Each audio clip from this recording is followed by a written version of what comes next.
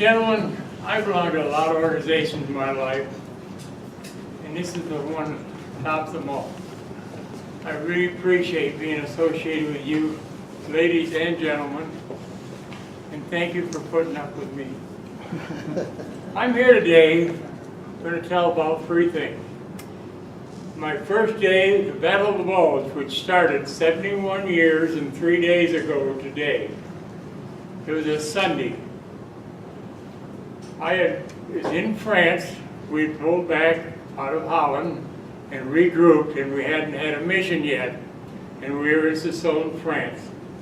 And it was a Sunday morning. I got up, had breakfast, went to church, and my buddy and I decided to go to the movie. The movie's in a big Nissan hut. There was about 50 or 60 of us there. The movie showing was Saratoga Trunk with Ingrid Bergman, Gary Cooper, and that guy, if you've ever watched Fantasy Island, it says, "The plane, the plane." He was in it.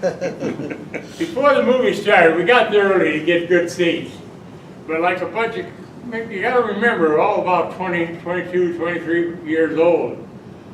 You're young. And to amuse ourselves while we're waiting for the movie to start, they would blow up condoms and make balloons out of them and toss them around the theater.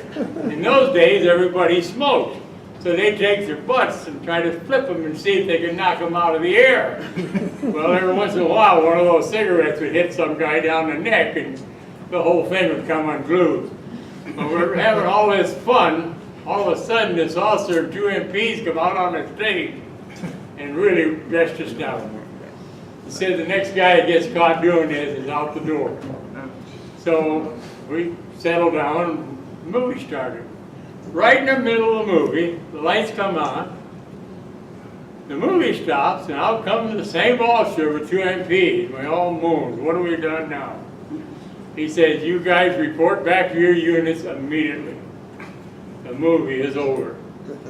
And for your information, it was 50 years later before I saw the end of the movie. But anyway, we got outside on a beautiful sunny day. It's about noon, 1 o'clock. Sun shining, but the compound's a mess. There's tanks and semis and half-tracks and everything moving around and troops. We report back to our unit, and the Battle of the Bulge had started.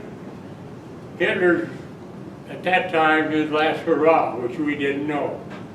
And we were ordered to report to Belgium to go into battle. We loaded on the grain trucks, and I don't know if you know what a grain truck is, but they're those long semis that are only about halfway up, and they fill them with grain, haul stuff around. If you sit down in it, you can stay out of the draft and enjoy your trip as much as you can. But if you want to see anything or talk to anybody, you had to get up and look around.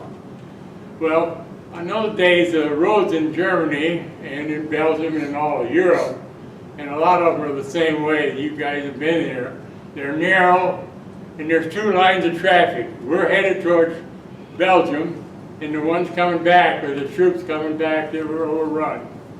And when they overrun, they overran everything. They even captured all our big guns and everything else.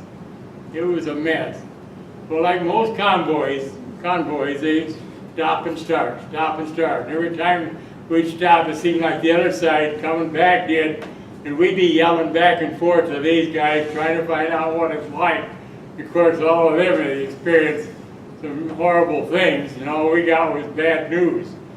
And we figured, boy, when we get there, we're going to get off the truck with fixed bayonets and go right into battle. Well, as we got closer to Belgium, it got dark, of course, and all the guns fired. It's miserable, but it's also beautiful. You guys have been there, you know. But we got closer and closer. It proved that we didn't have to go right into battle. Our mission was to go to St. Vith, Belgium, and hold a bridge. There was a river through there, and I can't pronounce the names of the river, Rocher or something like that.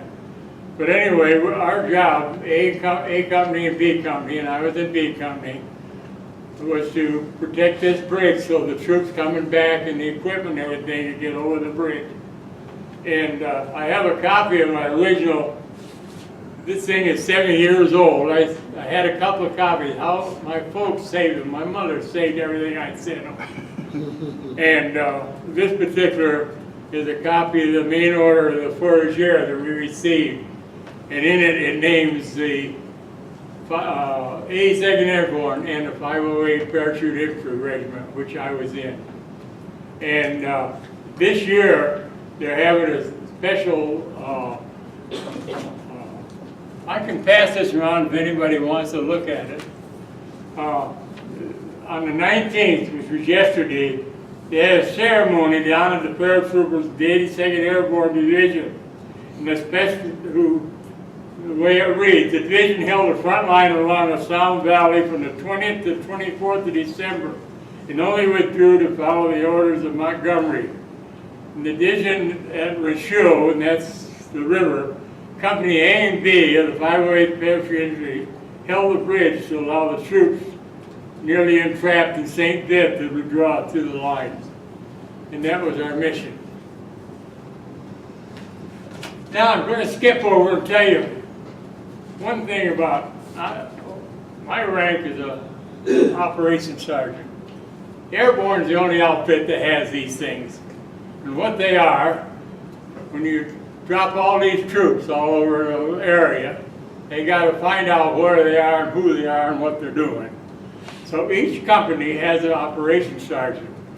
Each battalion and each regiment, each division.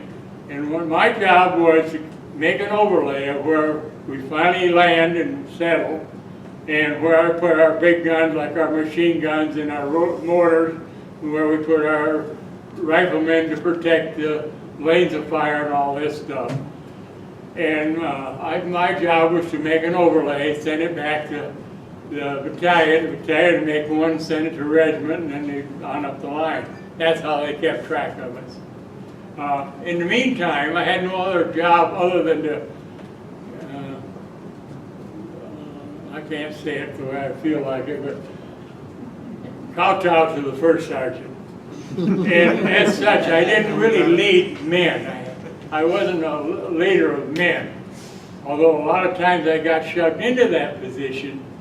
But I always had to sleep in the same quarters with all the platoon sergeants, the first sergeant, the mess sergeant, and the equipment sergeant, or whatever. I'm trying to think of the word, I can't think of it. And so I got pretty close to one of the first platoon sergeants. Joe Endress was his name. And Joe and I became friends. And when we jumped in Holland, we jumped in Sunday afternoon on the 17th of September. We went to Nijmegen. Our job was to secure the bridge at Nijmegen so we could go in. Montgomery was landing on the shores and bringing his troops up. They go in the back door to Germany and end the war. Well, as we all know, it was a fiasco and it never happened. But anyway, that morning we went out to secure, afternoon we landed, we went in to secure the bridge. We ran into so much fire we never got to the bridge. Next morning we were pulled back out to the DZ, the drop zone, because the gliders were coming in with the jeeps and all the heavy equipment, guns and what have you, ammunition. When we got out there, we got pinned down, and we're on this high ground, which is tactical. But in front of us was some hedgerows where the Germans had dug in. In the far distance, we could see these trucks come in unloading more German, and we were stalled right there. Well, I got permission from the company commander to go down and check on the first platoon. I really wanted to go see Joe and see what was going on. Got down there, and to his CP, and he said, "Bill, I got a plan. And you know, if we could work our way down to this hedgerow, you go one way, I'll go the other, and start spraying, maybe we can get those broke loose to where they can move in." So he mounted a couple of Thompson subs, and we had triple X clips. I don't know what a triple X clip is, but it's a long clip. They carry 45. They're heavier than heck. And what somebody had done, they had welded them back to back so that you could fire 30 rounds and then flip it over and fire 30 more. And how I could carry 3 of those things, I can't tell you, because they weigh a ton. But we got there, worked our way down, never got touched. Got through the hedgerow, and he went one way and I went the other. And I couldn't tell you what I did, can't remember what I did. I just know that we broke up that line in the company, and then consequently the regiment moved through and we cleared the DZ for the gliders. When they got all through, some guy came along and all of a sudden thanked us, and that was about the last I heard of it. Until about 3 or 4 days later, we got called to regimental headquarters, and he said, "You 2 guys are now 2nd lieutenants," and they pinned gold bars on us.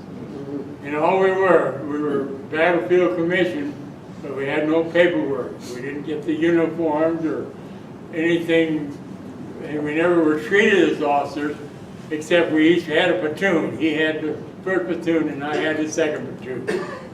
And that's the way it went.